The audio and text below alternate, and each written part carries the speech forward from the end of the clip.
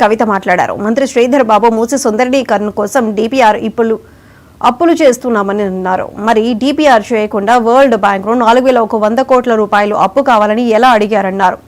మూసి DPR ఇంకా అవ్వకుంటే రేవంత్ రెడ్డి ఢిల్లీలో కేంద్ర మంత్రి కిషన్ రెడ్డిని కలిసి 14,000 కోట్ల రూపాయలు కావాలని ఏ ప్రాతిపదికన అడిగారని ప్రశ్నించారు కవిత. మూసీ నదికి సంబంధించి ప్రభుత్వం ఇచ్చినటువంటి ఆన్సర్ లో నేను పాయింట్అవుట్ చేస్తా ఉన్నాను సార్.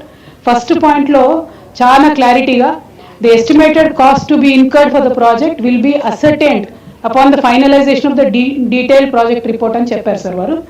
అయితే దీనికి ఆపోజిట్ గా నిర్దిష్టమైనటువంటి సమాచారం మా దగ్గర ఉంది సార్. వరల్డ్ బ్యాంక్ లో ఈ ప్రభుత్వం 4,100 కోట్లు మాకు కావాలి మూసీ సుందరీకరణ ప్రాజెక్ట్ కోసం అని చెప్పి వరల్డ్ బ్యాంక్ కి సబ్మిట్ చేసింది సార్. ఈ గవర్నమెంట్ సబ్మిట్ చేసిన మాట వాస్తవమా కాదా, చేసుంటే అది ఏ తేదీన చేశారో ఇంపార్టెంట్ సార్. ఎందుకంటే ఇవాళ 16వ తారీఖు, ఇవాళ 17 డిసెంబర్ సార్.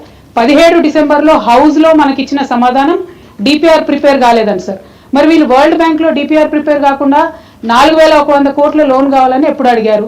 ఆ డేట్స్ ఏంటి దయచేసి ప్రభుత్వం క్రిస్టల్ క్లియర్గా ప్రజలకు చెప్పాల్సినటువంటి అవసరం ఉంది సార్. అట్లానే ఎంఆర్డిసిఎల్ అనేటటువంటి కన్సార్టియంని ఆన్బోర్డ్ చేసుకున్నాము, ఇంకా కూడా మేము డిపిఆర్ ప్రిపరేషన్ చేస్తూ ఉన్నామని చెప్తా ఉన్నారు సార్. నిన్నగాక మొన్న మనం గౌరవ ముఖ్యమంత్రి గారిని చూసినాం సార్. వారు ఢిల్లీకి వెళ్ళి అక్కడ కేంద్ర మంత్రి కిషన్ రెడ్డి గారిని కలిసి 14,000 కోట్ల రూపాయలు మాకు మూసీ అభివృద్ధికి కావాలని చెప్పి అడగడం జరిగింది సార్. మరి అది ఏ ప్రాతిపదికన అడిగినారు? మీకు డిపిఆర్ లేకపోతే మూసీ దగ్గర మీరు 14,000 కోట్లు ఏం ప్రాజెక్టుల కోసం అడిగినారు, ఎందుకోసం అడిగినారు? మరి ఒకవేళ అవి రెండు వాస్తవం అయితే సీఎం గారు 14,000 కోట్లు అడగడం, అట్లానే వరల్డ్ బ్యాంకు మీరు అడగడం వాస్తవం అయితే మరి ఇక్కడ మమ్మల్ని తప్పుదోవ పట్టిస్తున్నారా?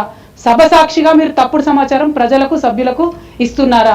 ఇట్లా ఇచ్చినట్టయితే అధ్యక్ష మేము మా పార్టీలో కూడా డిస్కషన్ చేసుకుంటాం అధ్యక్ష.